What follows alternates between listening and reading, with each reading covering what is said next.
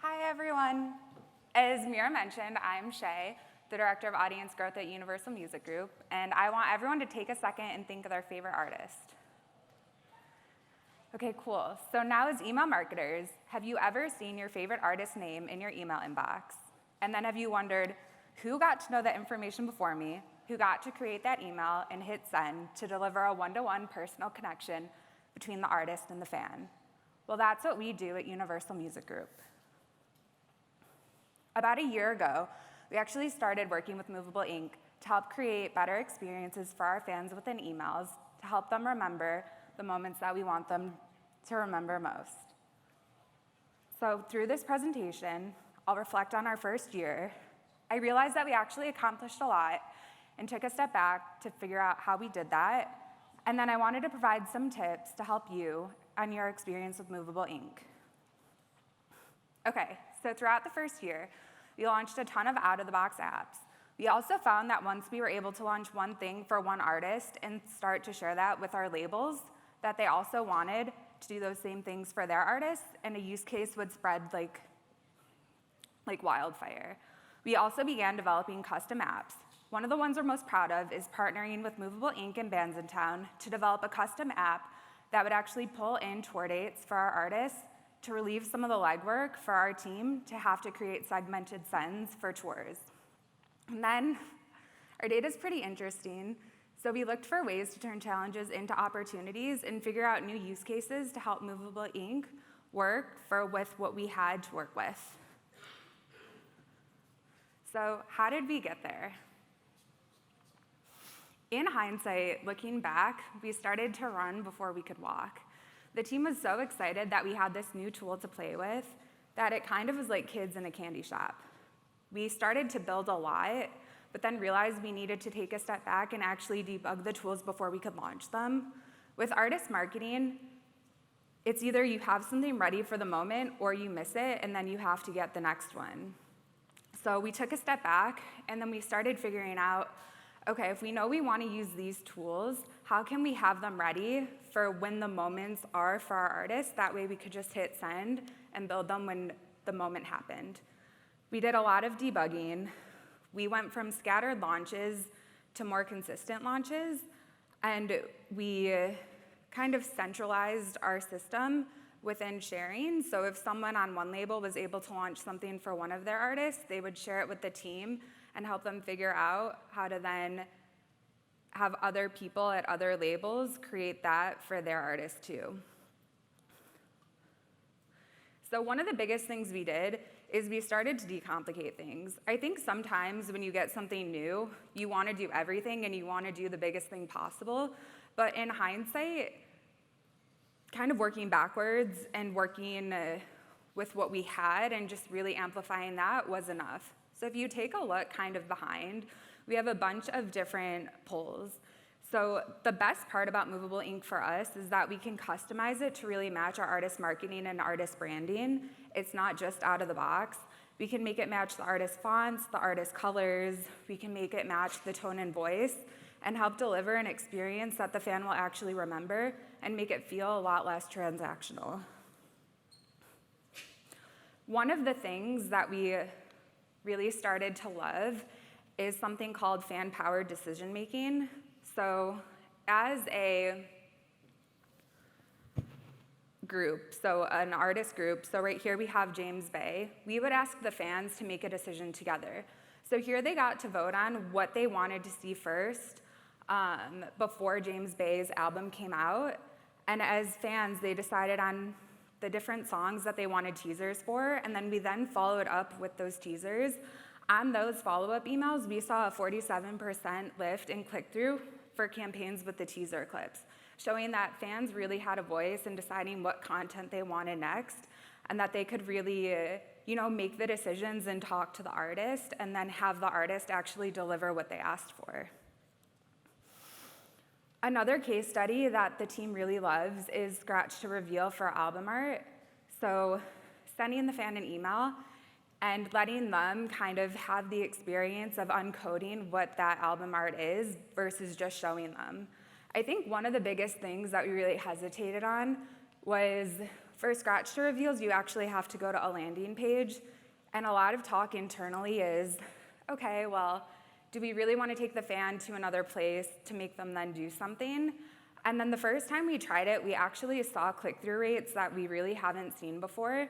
So we did learn that the fan was willing to take that extra click to then get the experience that they wanted to get, to actually like scratch to reveal the album art and be the first person to see what Natalie was releasing. A lot of times when we do just scratch to reveals, we actually find that fans will screenshot their emails and then post them all over social media. And then fans will reply to those tweets and they'll be like, no way, where'd you get this? And then you'll see the fans say, we're on the artist email list, and then they'll actually join the email list to then get these experiences as well.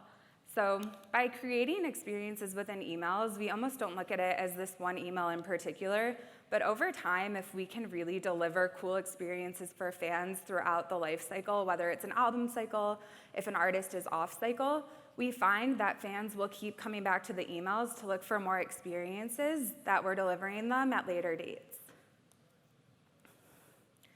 So something that is kind of wild is how many different apps we're actually using today. At the beginning, things felt really slow. So for the first few months, we were using a few tools, mainly the countdown timer, live polling, and the scratch off. But then if we take a look 4 months in, as those kind of became business as usual for us, we also started tapping into external APIs, device targeting, add to calendar features. And as things started to pick up, we started doing even more with web cropping and also time targeting. I think I really wanted this to illustrate that if you're just starting at Movable Ink and you feel like you're not really doing much or you're not really going anywhere, that it builds over time. If you really focus on one thing and figure out how to make it work for your business and your fans or customers, you can just keep expanding on your toolkit. And then what you've already have figured out stays in your toolkit is you work to add more to it. So one of my biggest tips is actually understanding where your business is and go from there. I think as a marketer, it's so easy to look at what everyone else is doing and think that you're also not doing enough. But if you actually take a look at, okay, internally, this is what I wish was different, or I wish that we could do this, or I want to do that, but we have to fix this first, and you work on those things, you go a lot further than if you just focus on what the competition is doing.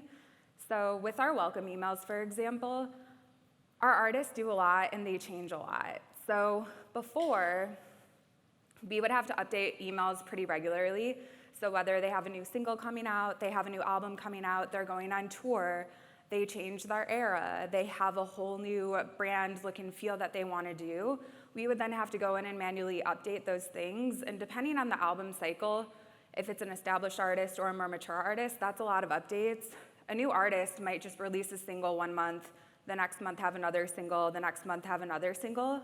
But by implementing some of the different tools within Movable Ink, we could start to create more evergreen welcome series. So right here, we're using the Spotify app while also linking to different ESPs. So what the Spotify app does is it actually embeds the playlist. And then by linking to other DSPs, we can let the fan decide where they actually want to consume their music based on where they have subscriptions for. We also have a YouTube embed, which works pretty similar, our Bands in Town app, and then we connected this artist's Instagram to their email.